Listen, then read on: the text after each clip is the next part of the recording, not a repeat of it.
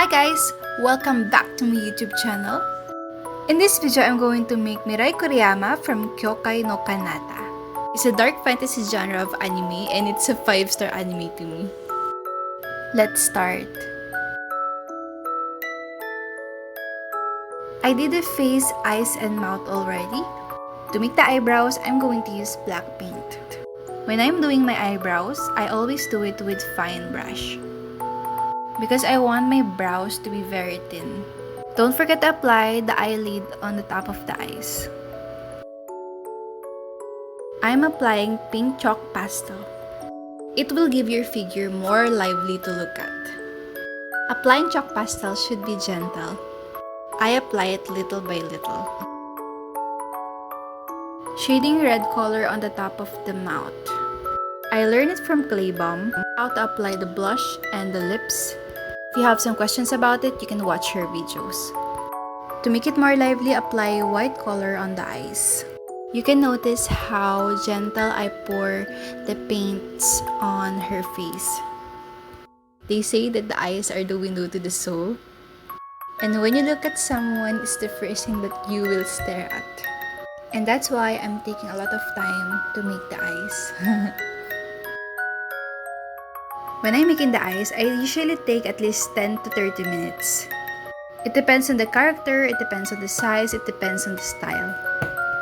I am trying to achieve her golden eyes. When you're done, make the body. This figure is 3 inches. Instead of coating it with black color, I just brush it with some black color pastel.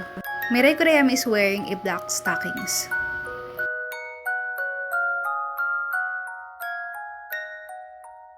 For the skirt, I'm going to use sky blue color.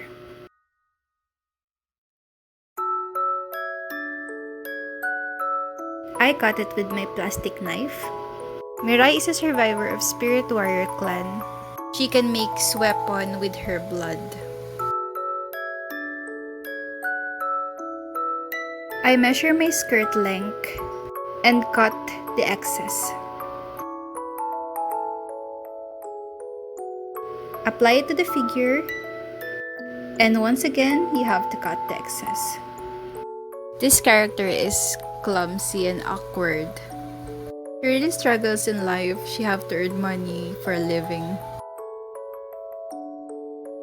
For the pattern of the skirt, I use white color paint. When you're applying paint, you have to be steady and focus.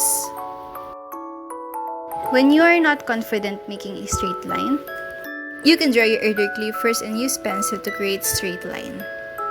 And just follow the lines using the paint. It's actually good to dry your clay first when finish molding parts of the project to prevent it from deforming.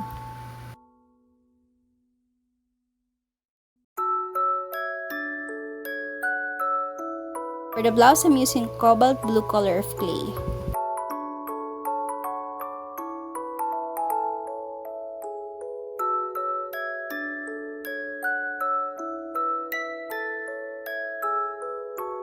I'm just applying it in front of the figure because she's wearing a sweater. She's wearing a school uniform.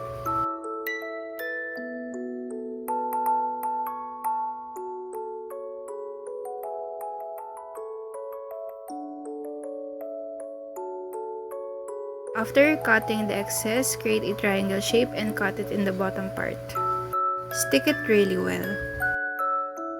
This white clay serves as the color.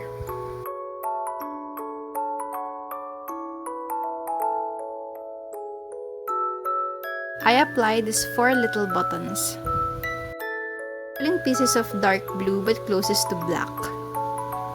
I cut 3 thin lines, which serve as the ribbon. Mirai Kuriyama is always wearing a sweater to cover her wounds. I'm applying some design on the bottom part of the sweater.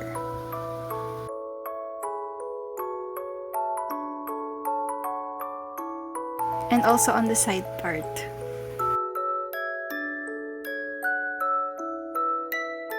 Apply it to the body and make sure that it's stuck in. And cut the excess. For this, I'm just focusing on the front part of the figure. I'm adding some color and some pockets. And when it dry, I add it on the back part. Don't forget the shoes. Making teardrop shape on both parts, it serves a hand.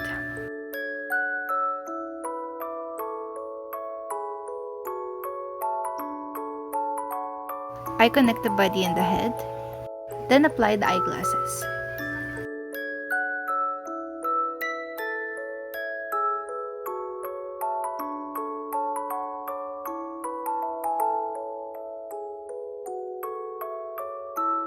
For the hair, it should be peachy pink color. In my reference, I'm making sure that the hair should be wavy bob cut. It has a lot of fringe on her hair.